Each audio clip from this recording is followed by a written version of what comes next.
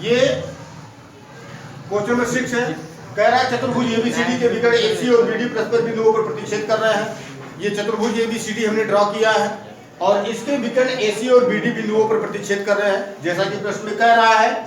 और ये कह रहा है कि OB बराबर OD है, OB बराबर OD है, ये दिया हुआ है। तो कह रहा है आपको ये दिखाना है, ये आपको दर्शाना है कि area triangle DOC is equal to area of triangle AOB। ये चीज आपको रिपीट करना है। और देखिएगा दूसरा point, area triangle DCB is equal to area triangle ACB। इस चीज को रिप्रेजेंट करना आपको। एक चीज और देखिएगा, कह रहा है आपको ये दिखाना है कि DA पैरेलल CD है और ABCD समांतर चतुर्भुज है, ये चीज रिप्रेजेंट करना है। तो इसमें देखिएगा, इस चीज को रिप्रेजेंट करने के लिए आपको एक छोटा सा कंस्ट्रक्शन करना पड़ेगा, आपको एक छोटा सा रचना करना पड़ेगा, समझ रहे हैं। अब रचना करने के लिए देखिएगा हम क्या करते हैं, हम रचना कर लेते हैं। हम शीर्ष D से इसके सम्मुख AC पर लंब डालते हैं, शीर्ष D से AC पर लंब डालते हैं, शीर्ष B से AC पर लंब डालते हैं, शीर्ष D से AC पर लंब डालते हैं और शीर्ष B से, ये शीर्ष है, शीर्ष B से AC पर लंब डालते हैं। ये हम रचना करेंगे और रचना में इस चीज को हम लिखेंगे भी। तो देखिएगा अगर हम लंब डालते हैं तो ये इस तरीके से लंब होगा, ये देखिएगा। और यहां पर अगर शीर्ष B से लंब डालते हैं तो ये इस तरीके से शीर्ष B पर लंब होगा, ठीक। अब ये लंब हो गया। अगर मान लीजिए इसको हम L और इसको हम M पॉइंट मानते हैं तो ये DL लंब होगा AC पर, DL लंब होगा AC पर और BM लंब होगा AC पर। तो इसको हम रचना में लिख लेते हैं, आप इस चीज को रिप्रेजेंट कर सकते हैं। रचना में देखिएगा DL लंब है AC और BM लंब है AC। DL लंब AC और BM लंब AC खींचा, इसको हमने ड्रॉ किया है। अब यहां पर देखिएगा हम इस ट्रायंगल DLO और ट्रायंगल BMO को लेते हैं। अब देखिएगा हम सॉल्व करते हैं।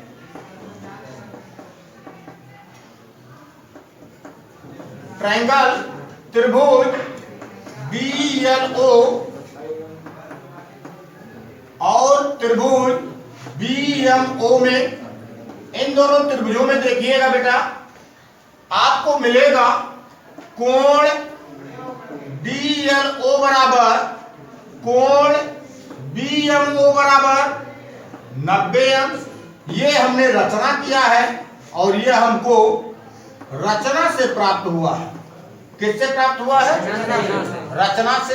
और देखिएगा कोण DOL बराबर होगा कोण BOM के और ये होगा आपका शीर्षाभिमुख कोण। क्या होगा? क्योंकि AC और BD एक दूसरे को बिंदु O पर क्या कर रहे हैं? प्रतिच्छेद कर रहे हैं, तो ये शीर्षाभिमुख कोण होगा। और देखिएगा DO बराबर BO ये दिया है। अब देखिएगा इन दोनों त्रिभुजों में हमको कोण भुजा मिल रहा है। अतः हम कह सकते हैं त्रिभुज DLO सर्वांगसम होगा त्रिभुज BMO के और ये सर्वांगसम होगा AAS सर्वांग से।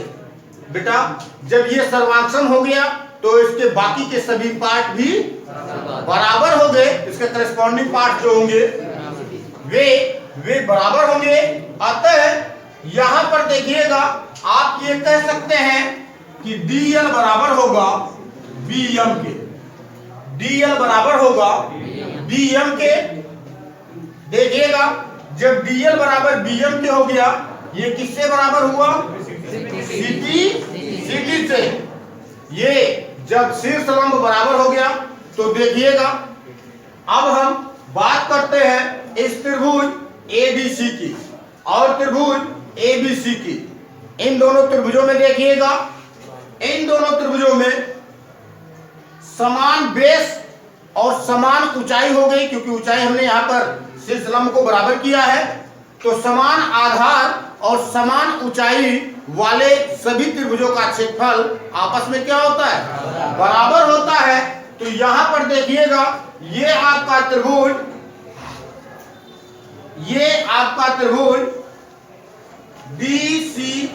ABC और त्रिभुज ABC का क्षेत्रफल आपस में बराबर होगा, आपस में बराबर होगा। एक चीज मैं आपको बता दूं कि यहां पर देखिएगा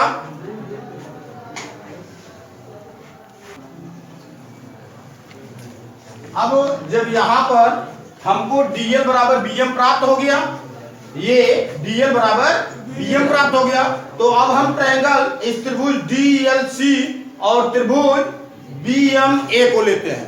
त्रिभुज DLC और त्रिभुज BMA में देखिएगा त्रिभुज DLC और त्रिभुज BMA में, इन दोनों त्रिभुजों में देखिएगा बेटा यहां पर कोण DLC बराबर होगा कोण BMA के और ये बराबर होगा 90 अंश। ये हमको रचना से प्राप्त हुआ है। किससे प्राप्त हुआ? रचना से। ये 90 हो गया। और देखिएगा हमने प्राप्त किया है DL बराबर BM, ये हमने ज्ञात किया है। यहां पर देखिएगा ऊपर ही DL बराबर BM हमने क्या किया है? ज्ञात किया है। और एक चीज देखिएगा DC बराबर BA,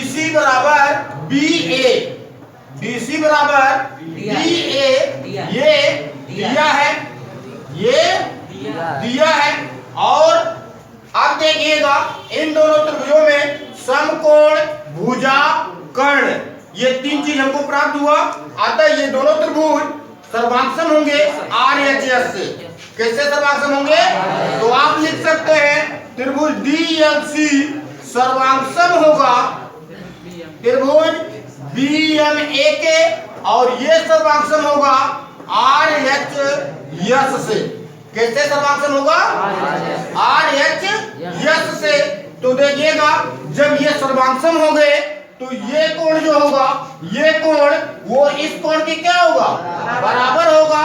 तो यहां पर देखिएगा आप लिख सकते हैं कोण DCL बराबर होगा कोण BAM के, और ये बराबर होगा CT से। देखिएगा एक चीज को हम रिप्रेजेंट करेंगे, हम लिखेंगे परंतु कोण DCL और कोण BAM एकांतर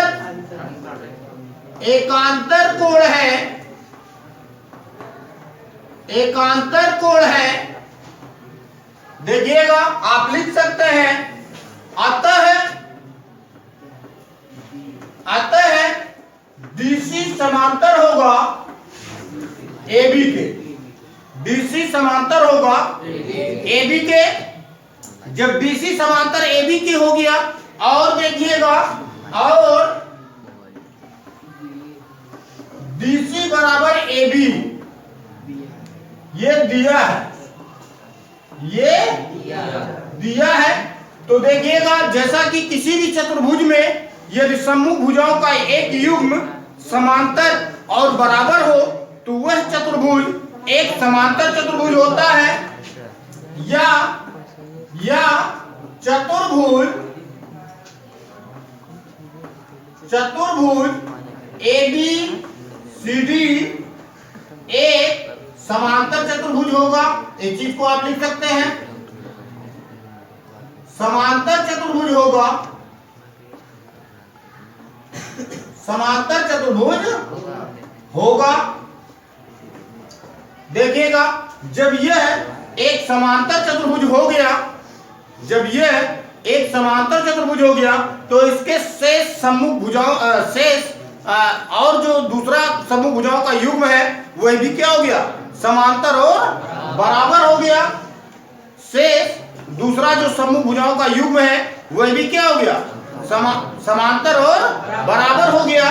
अब एक चीज ये जानिए, जब किसी भी चतुर्भुज को हमने समांतर चतुर्भुज रिप्रेजेंट कर दिया तो समांतर चतुर्भुज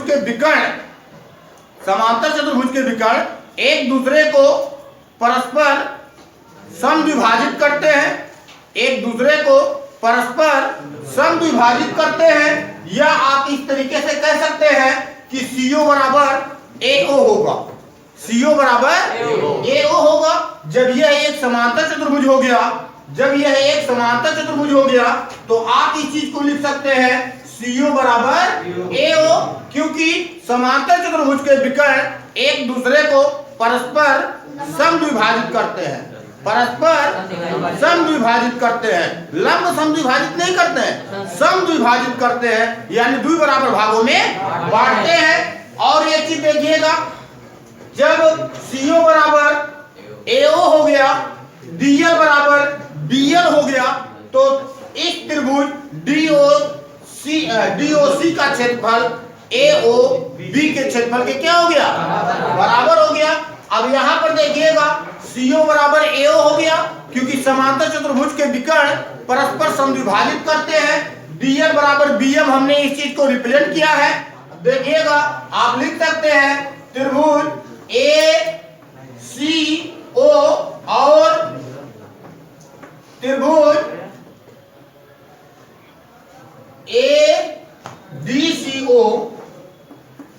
DCO और त्रिभुज ABO में यहां पर देखिएगा समान आधार हो गया, समान CO बराबर AO हो गया, आधार समान हो गया, और इनकी ऊंचाई DL बराबर BM हो गई तो इनकी ऊंचाई भी बराबर हो गई। तो देखिएगा, आप लिख सकते हैं एरिया ऑफ ट्रायंगल DCO बराबर एरिया ऑफ ट्रायंगल ABO होगा, ABO होगा। और ये आप लिख सकते हैं समान आधार और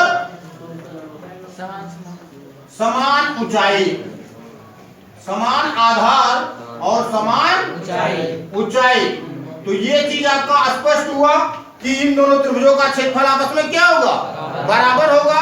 अब देखिएगा, जब इस त्रिभुज का क्षेत्रफल इस त्रिभुज के क्षेत्रफल के बराबर हो गया तो इन्हीं दोनों त्रिभुजों के क्षेत्रफल में हम त्रिभुज COB का क्षेत्रफल जोड़ देते हैं, यानी दोनों पक्षों में त्रिभुज COB का क्षेत्रफल हम क्या करते हैं, जोड़ देते हैं। आप इस चीज को लिख सकते हैं कि दोनों पक्षों में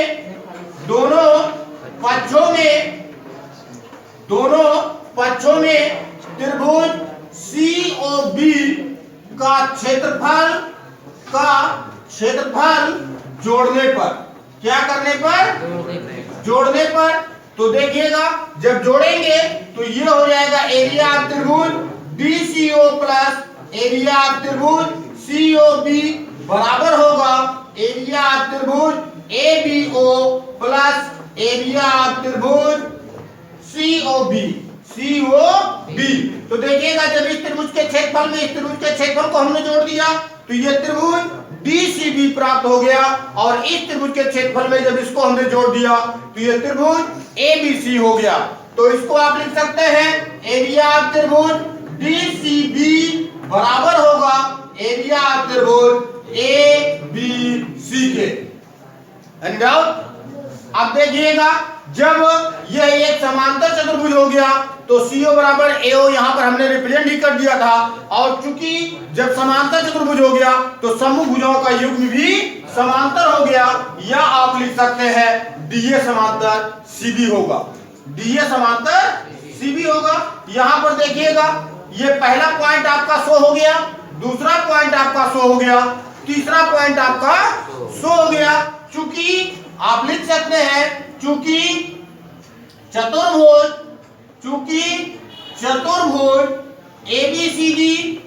ABCD एक समांतर चतुर्भुज है, समांतर चतुर्भुज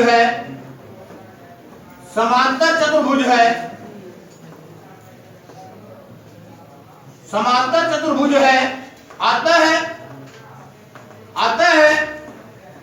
अतः यहां पर देखिएगा DA समांतर होगा CB के, DA समांतर होगा CB के।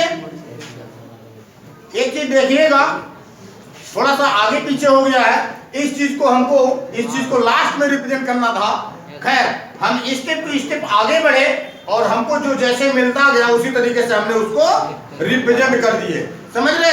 तो यहाँ पर जब हमको एकांतर अंतःकोण बराबर मिल गया तो समूह भुजाएं समांतर हो गई। जब समूह भुजाएं समांतर और बराबर हो गई तो चतुर्भुज समांतर चतुर्भुज हो गया। इस नाते हमने यहीं पर इसको रिप्रेजेंट कर दिया कि ये समांतर चतुर्भुज है। और जब समांतर चतुर्भुज हो गया तो समांतर चतुर्भुज के विकर्ण चूंकि एक दूसरे को परस्पर समविभाजित करते हैं, इस नाते हमने यहाँ पर CO और AO को बराबर रिप्रेजेंट कर दिया। जब ये दोनों बराबर हो गए तो इन दोनों त्रिभुजों को लेकर हमने समान आधार और समान ऊंचाई के बेस पर दोनों के क्षेत्रफल को बराबर कर दिया। तो ये आपका पहला पॉइंट हो गया।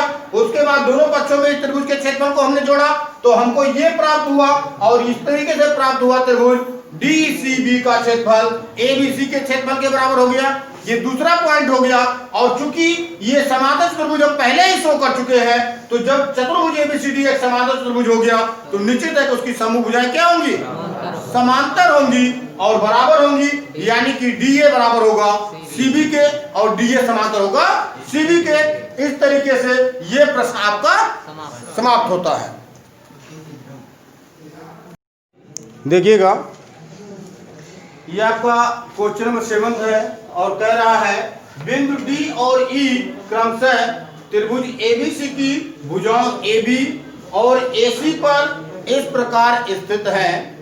दो बिंदु हैं, बिंदु E है, बिंदु D है और बिंदु E है।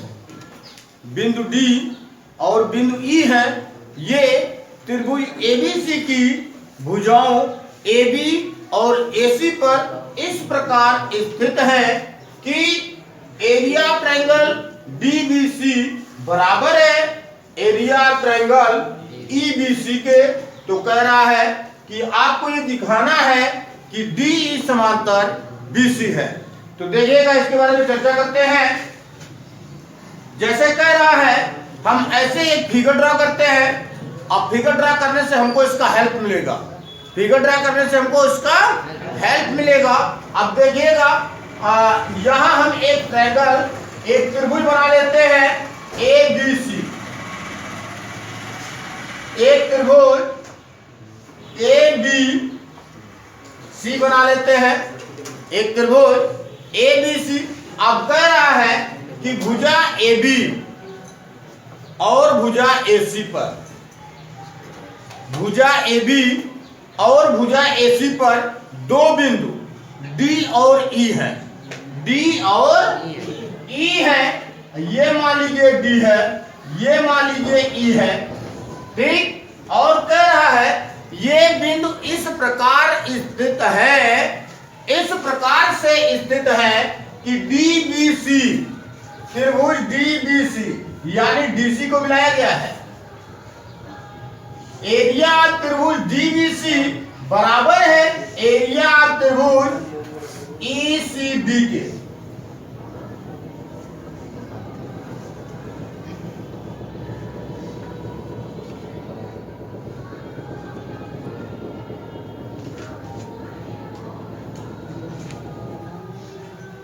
ये इस तरीके से है। कह रहा है दोनों त्रिभुजों का क्षेत्रफल बराबर है, दोनों त्रिभुजों का क्षेत्रफल बराबर है। तो यहां पर आपको ये दिखाना है, आपको ये रिप्रेजेंट करना है कि DE ये DE जो होगा वह BC के समांतर होगा। तो देखिएगा बेटा, हम इसमें थोड़ा सा रचना करते हैं। हम रचना क्या करते हैं, बिंदु D से भुजक BC पर लंब डालते हैं। बिंदु D से भुजक BC पर लंब डालते हैं और ये मान लीजिए DL होता है। लंब क्या होता है, DL। और ध्यान दीजिएगा, हम बिंदु E से भुजक BC पर लंब डालते हैं और ये बिंदु मान लेते हैं यम है, यानी कि EM लंब होगा BC पर। यह हमने रचना किया है। हमने क्या किया है, रचना किया है। आप इसको रचना में लिख सकते हैं।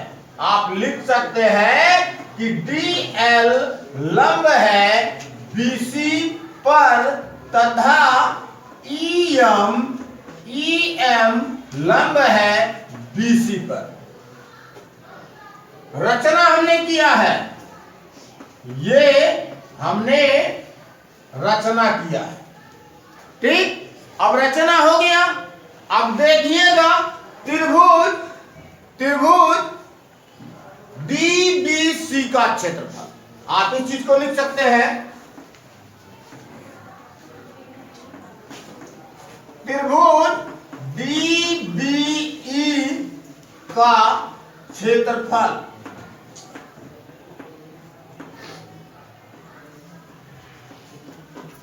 त्रिभुज DBE का क्षेत्रफल। और आप लोग जानते हैं कि किसी भी त्रिभुज का क्षेत्रफल उसके आधार और ऊंचाई के गुणनफल का आधा होता है। किसी भी त्रिभुज का क्षेत्रफल उसके आधार और संगत ऊंचाई के गुणनफल का आधा होता है, यानी कि 1/2 गुणे आधार गुणे ऊंचाई होता है।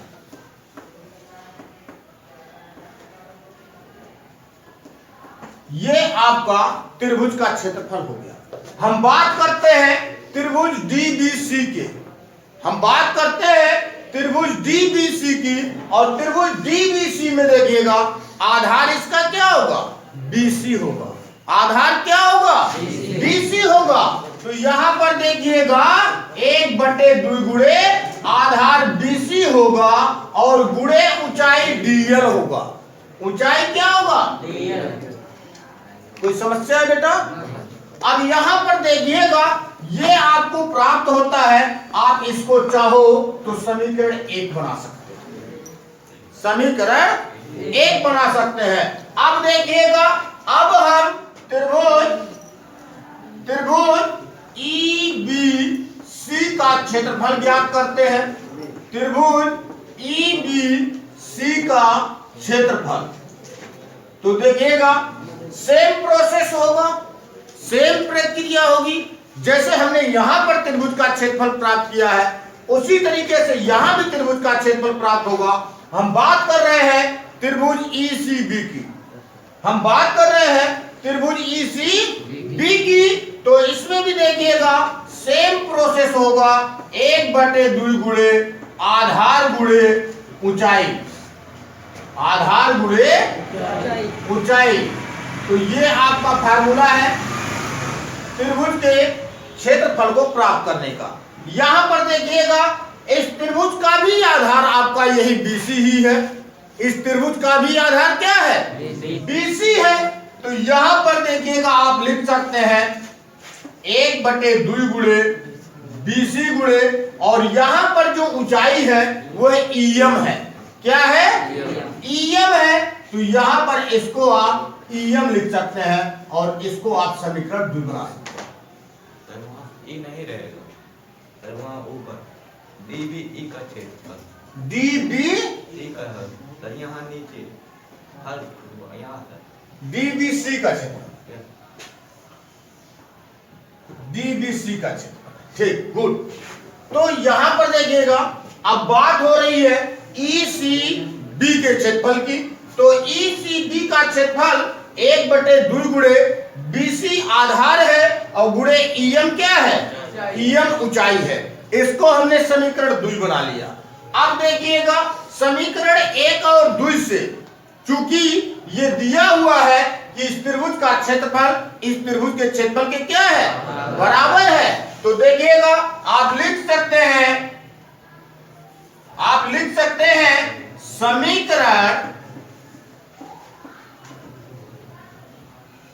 समीकरण 1 और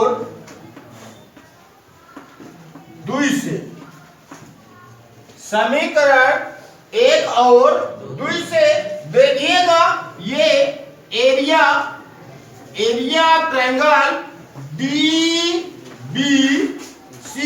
बराबर है एरिया ट्रायंगल ECB के, और ये दिया है, यह दिया है। तो देखिएगा हम यही मान यहां पर रखते हैं। तो यहां पर देखिएगा 1/2 गुणे BC गुणे DL बराबर होगा 1/2 गुणे BC गुणे EM के। कोई डाउट बेटा? देखिएगा 1/2 से 1/2 कट जाएगा, BC से BC कट जाएगा, और यहां पर आपको प्राप्त होगा DL बराबर EM। DL बराबर EM। तो देखिएगा यहां पर DE और BC के बीच की जो ऊंचाई है DL और EM, यह दोनों बराबर है, और निश्चित मान लीजिए दो समांतर रेखाओं के बीच की लंबवत ऊंचाई जो होती है वह हमेशा सदैव बराबर होती है। और यहां पर यही चीज हमको प्राप्त हुआ कि दोनों त्रिभुजों की जो लंबवत ऊंचाई है वह बराबर है। अतः हम कह सकते हैं कि DE समांतर है BC के। आप लिख सकते हैं अतः DE समांतर होगा BC के। समझ रहे? जब दो रेखाओं के बीच की लंबवत दूरियां, जब दो रेखाओं के बीच की लंबवत ऊंचाइयां बराबर हो तो वे दोनों रेखाएं परस्पर समांतर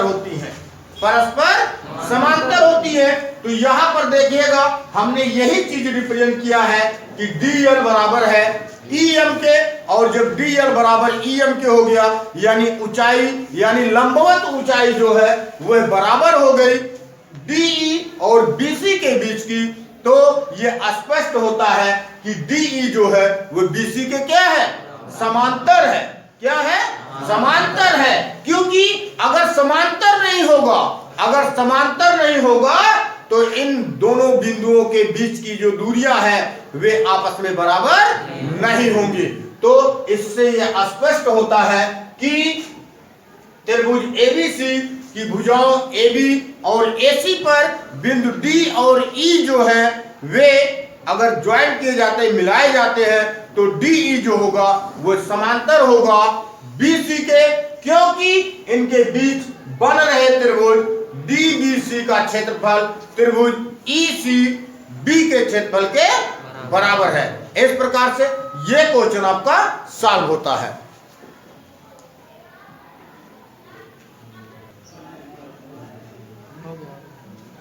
देखिएगा ये आपका क्वेश्चन नंबर 8 है। कह रहा है एक्स वाई त्रिभुज ABC की भुजा BC के समांतर एक रेखा है। एक्स वाई एक रेखा हमने खींच दिया भुजा BC के समांतर, और कह रहा है यदि BE समांतर AC है और CF समांतर AB है। BE समांतर AC है और CF समांतर AB है। ये एक्स वाई से क्रमशः E और F पर मिलती है। तो आपको दिखाना है, दर्शाना है कि त्रिभुज ABE का क्षेत्रफल बराबर होगा त्रिभुज ACF के क्षेत्रफल के। तो यहां पर देखिएगा ABE का क्षेत्रफल यानी ई ए को मिलाया गया है,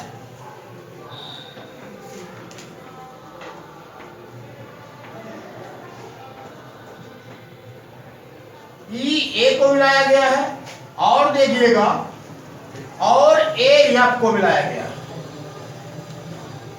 अब ये आपको दिखाना है कि ए बी ई का क्षेत्रफल, ए बी ई का क्षेत्रफल बराबर है ए सी एफ के क्षेत्रफल के, यानी इसका क्षेत्रफल इसके क्षेत्रफल के क्या होगा, बराबर होगा।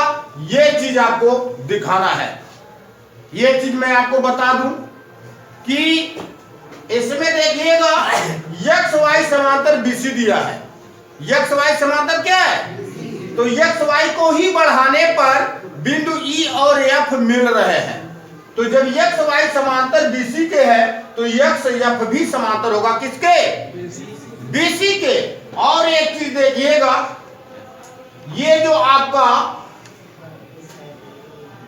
एक्स बी है या बी ए है, ये समांतर है सी एफ के। ए बी जो है वो किसके समांतर है, सी एफ के। जब ए बी सी एफ के समांतर है, ए बी पर ही बिंदु यक्स है, तो यक्स बी भी क्या होगा, सी एफ के समांतर होगा। और किसी भी चतुर्भुज में यदि सम्मुख भुजाओं का युग्म समांतर हो, बराबर की बात नहीं कर रहे, अगर सम्मुख भुजाओं का युग्म समांतर हो तो वह समांतर चतुर्भुज होता है। और निश्चित है कि जब वह समांतर चतुर्भुज होगा तो इनकी समूह भुजाएं बराबर भी होंगी। एक चीज मैं आपको बता दूं कि चूंकि एक्स वाई समांतर ये बीसी दिया हुआ है, एक्स वाई को बढ़ाया गया दोनों तरफ, तो E X Y F, E F दो बिंदु मिले, ई एक्स वाई एफ जो होगा ये बीसी के क्या होगा, समांतर होगा।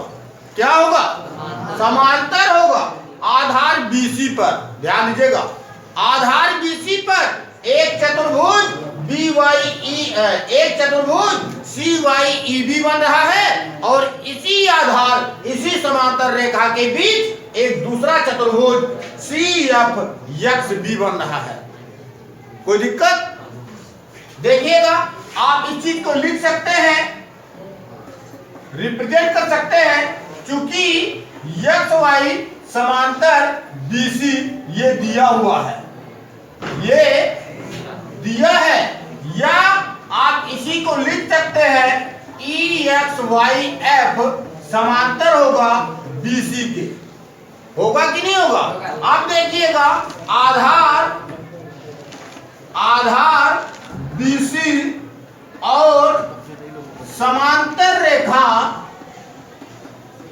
आधार बीसी और समांतर रेखा ई एक्स वाई एफ और बीसी के बीच, बीसी के बीच। अब यहां पर देखिएगा एक ही आधार और समान समांतर रेखाओं के बीच बने सभी समांतर चतुर्भुजों का क्षेत्रफल क्या होता है, बराबर होता है। यानी कि आप लिख सकते हैं parallelogram E B C Y, E B क्षेत्रफल होगा, ये एरिया आप पैरेललोग्राम लिख सकते हैं, ई बी सी वाई बराबर होगा एरिया आप पैरेललोग्राम यानी समांतर चतुर्भुज, ये आपका एफ सी बी एक्स होगा। कोई दिक्कत बेटा, इसको देखिएगा आप समीकरण एक बना सकते हैं, इसको आप समीकरण एक बना सकते हैं। अब देखिएगा आप लिख सकते हैं चूंकि बीई समांतर है एसी के, ये दिया है, ये दिया है। और देखिएगा इसी बीई आधार पर देखिएगा आप लिख सकते हैं आधार बीई और समांतर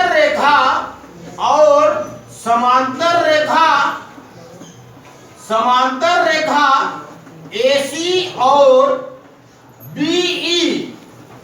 बीई के बीच के बीच।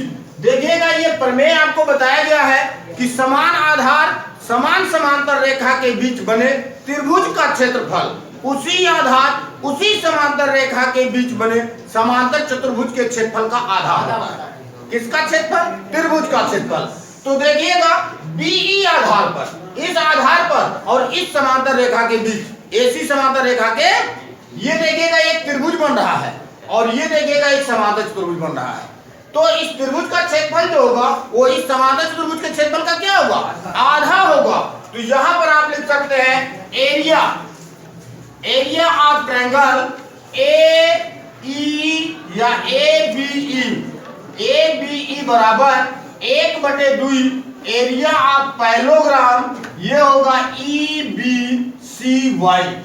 एनी डाउट बेटा?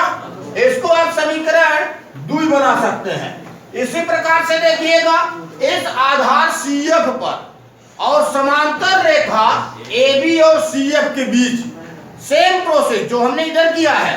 तो आप लिख सकते हैं आधार CF और समांतर रेखा AB और CF के बीच, तो देखिएगा समान आधार समान समांतर रेखा के बीच यह एक त्रिभुज बन रहा है और यह एक समांतर चतुर्भुज बन रहा है। तो यहां पर देखिएगा आप लिख सकते हैं एरिया ऑफ ट्रायंगल ACF बराबर 1/2 एरिया ऑफ पैरेललोग्राम, ये आपका होगा एरिया ऑफ पैरेललोग्राम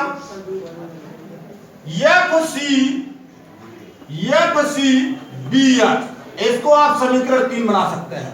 अब देखिएगा बेटा समीकरण 1 में दोनों समांतर चतुर्भुजों का क्षेत्रफल बराबर है। समीकरण 2 में इस त्रिभुज का क्षेत्रफल इस समांतर चतुर्भुज के क्षेत्रफल का आधा है। समीकरण 3 में इस त्रिभुज का क्षेत्रफल इस समांतर चतुर्भुज के क्षेत्रफल का आधा है। क्योंकि इन दोनों समांतर चतुर्भुजों का क्षेत्रफल बराबर है, समीकरण 1 के अनुसार इन दोनों समांतर चतुर्भुजों का क्षेत्रफल बराबर है, इसलिए इनका आधा भी आपस में क्या होगा? बराबर होगा। और जब इनका आधा बराबर हो गया तो इन दोनों त्रिभुजों का क्षेत्रफल आपस में क्या होगा? बराबर होगा। आप लिख सकते हैं समीकरण 1, 2 और 3 से और जब आप समीकरण 1, 2, 3 को देखेंगे तो यहाँ समांतर चतुर्भुज का क्षेत्रफल बराबर, यहाँ समांतर चतुर्भुज के क्षेत्रफल का आधा त्रिभुज का क्षेत्रफल, यहाँ भी समांतर चतुर्भुज के क्षेत्रफल का आधा त्रिभुज का क्षेत्रफल। क्योंकि दोनों समांतर चतुर्भुज बराबर है अतः दोनों त्रिभुजों का क्षेत्रफल क्या होगा? बराबर होगा। और ये आपको प्राप्त हो जाएगा एरिया ऑफ ट्रायंगल ABE बराबर होगा एरिया ऑफ ट्रायंगल ACF के। यही हमको प्रूव करना था बेटा, यही हमको सिद्ध करना था। Any doubt? कोई समस्या बेटा? गुड।